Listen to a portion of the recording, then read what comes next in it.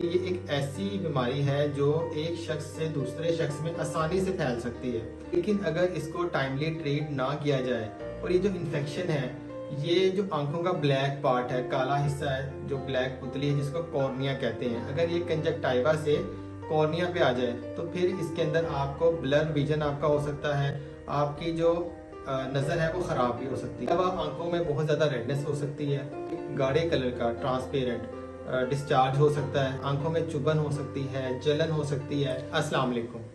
आज की इस वीडियो के अंदर हम आई डिजीज़ यानी आंखों की बीमारी के बारे में बात करेंगे। इस टॉपिक का नाम है आई फ्लू। इसको वायरल कंजक्टिवाइटिस भी कहते हैं और इसको पिंक आई भी कहा जाता है। पिंक आई इसको इसलिए कहते हैं कि इसके अंदर जब किसी को इन्फेक्शन होता है आंखों का, तो उसमें जो आंखें हैं वो शुरू में पिंक कलर की हो जाती हैं, इसलिए इसको पिंक आई भी कहते हैं। ये जो वायरल कंजक्टिवाइटिस है, इसके बारे में जानना इसलिए भी ज़रूरी है कि ये एक ऐसी बीमारी है जो एक शख्स से दूसरे शख्स में आसानी से फैल सकती है। अगर आपके आसपास किसी को वायरल कंजक्टिवाइटिस हुआ है तो आपको किन चीज़ों का ख्याल करने की ज़रूरत है, या अगर आपको किसी फैमिली मेम्बर को किसी आसपास में वायरल कंजक्टिवाइटिस हुआ है तो क्या सिम्टम्स आपको देखने में आएंगे, इसका होम्योपैथिक ट्रीटमेंट क्या है और इसमें किन चीज़ों की एहतियात करने की ज़रूरत है। तो इस वीडियो के अंदर हम इन तमाम बातों के बारे में डिस्कस करेंगे। आई फ्लू या वायरल कंजक्टिवाइटिस के अंदर जो आंखों का सफ़ेद पार्ट होता है, इसके ऊपर एक लेयर होती है, इसको कंजक्टाइवा कहते हैं। इसके अंदर जब इन्फेक्शन या किसी तरह का इन्फ्लेमेशन, सोजिश हो जाए तो इस सिचुएशन को, कंडीशन को वायरल कंजक्टिवाइटिस कहते हैं। ये जो इन्फेक्शन है ये कुछ दिनों से लेकर 1 या 1.5 हफ्ते तक रह सकता है, उसके बाद ये ठीक हो जाता है। ज़्यादातर लोगों के अंदर माइल्ड सिम्टम्स आते हैं और कुछ दिनों के अंदर ठीक हो जाते हैं, लेकिन अगर इसको टाइमली ट्रीट ना किया जाए और ये जो इन्फेक्शन है, ये जो आंखों का ब्लैक पार्ट है, काला हिस्सा है, जो ब्लैक पुतली है जिसको कॉर्निया कहते हैं, अगर ये कंजक्टाइवा से कॉर्निया पे आ जाए तो फिर इसके अंदर आपको ब्लर विजन आपका हो सकता है, आपकी जो नज़र है वो ख़राब भी हो सकती है। इस कंडीशन के अंदर फ़ौरन से अपने करीबी डॉक्टर से आपको कंसल्टेशन करनी चाहिए। अब हम बात करते हैं कि वायरल कंजक्टिवाइटिस के अंदर क्या सिम्टम्स पेशेंट में देखने में आपको मिलेंगे। इसके अंदर सबसे पहले तो आंखें पिंक होगी, जिस वजह से इसको पिंक आई भी कहते हैं। इसके अलावा आंखों में बहुत ज़्यादा रेडनेस हो सकती है, आंखों से पानी आ सकता है, वाइट गाढ़े कलर का ट्रांसपेरेंट डिस्चार्ज हो सकता है, आंखों में चुभन हो सकती है, जलन हो सकती है। ऐसा महसूस हो सकता है जिस तरह कुछ रेत के ज़रात आंख के अंदर पड़े हुए हैं। ये कुछ सिम्टम्स हैं जो वायरल कंजक्टिवाइटिस के अंदर आपको देखने में मिलेंगे। अब अगर किसी को वायरल कंजक्टिवाइटिस, आई फ्लू हुआ है या वायरल फ्लू हुआ है, तो सबसे जो ज़रूरी है वो ये है कि आप आँखों की सफाई का ख़ास ख्याल रखें।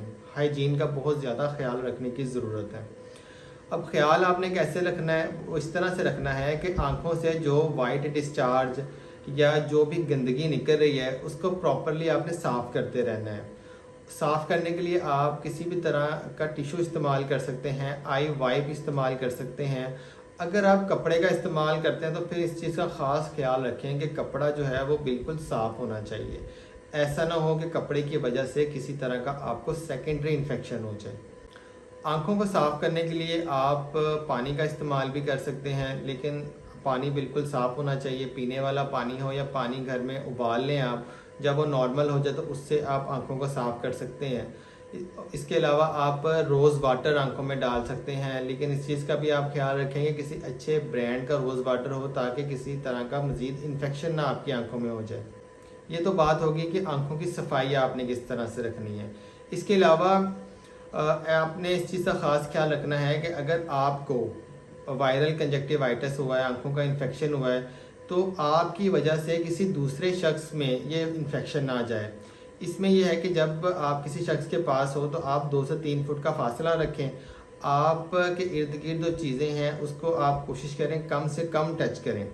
जिन लोगों को इन्फेक्शन नहीं हुआ, जो बचे हुए हैं आई फ्लू से, तो आप भी इस चीज़ का ख़ास ख्याल रखें कि इस तरह के शख्स के पास जिसको आंखों का इन्फेक्शन है 2 से 3 फुट का फासला रखें और जब इस तरह के आप शख्स के पास जाते हैं तो आसपास की जगहों को टच ना करें। अगर उस शख्स ने जिसको इन्फेक्शन है टेबल पे टच किया है या कोई क्लॉथ है उसको टच किया है, तो फिर अगर आप उसको टच करके आंखों को हाथ लगाएंगे तो ये इन्फेक्शन आपकी आंखों में भी जा सकता है। इसके अलावा जिस शख्स को इन्फेक्शन है वो अपने पिलो को सेपरेट रखें। इसी तरह जो बेड शीट है वो सेपरेट हो, टॉवल सेपरेट हो, जो उनके यूज़ की चीज़ें हैं कुछ दिन के लिए 8 से 10 दिन के लिए उन चीज़ों को सेपरेट रखें दूसरों से, ताकि ये बाकी फैमिली मेम्बर्स के अंदर इन्फेक्शन ना फैले। अब हम बात करते हैं कि कौन सी हम होम्योपैथिक मेडिसिन का इस्तेमाल कर सकते हैं आई फ्लू के लिए।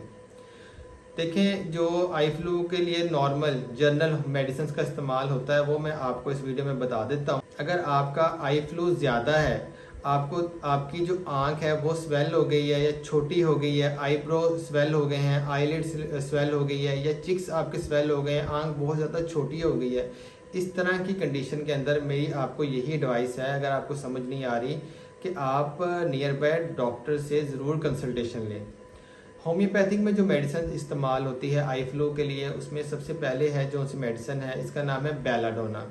बेलाडोना आंखों की रेडनेस, आंखों में इन्फ्लामेशन है, स्वेलिंग है, पेन है, सर में दर्द है, इस तरह की कंडीशन के अंदर आपने 4 ड्रॉप्स 1 टेबलस्पून वाटर में 4 ड्रॉप्स डाल के 3 टाइम्स आपने यूज़ करनी है। 5 से 7 दिन आपने इस तरह से मेडिसिन को इस्तेमाल करना है। इसके साथ जो आपने मेडिसिन यूज़ करनी है इसका नाम है यूफ्रेशिया ऑफिशिनालिस।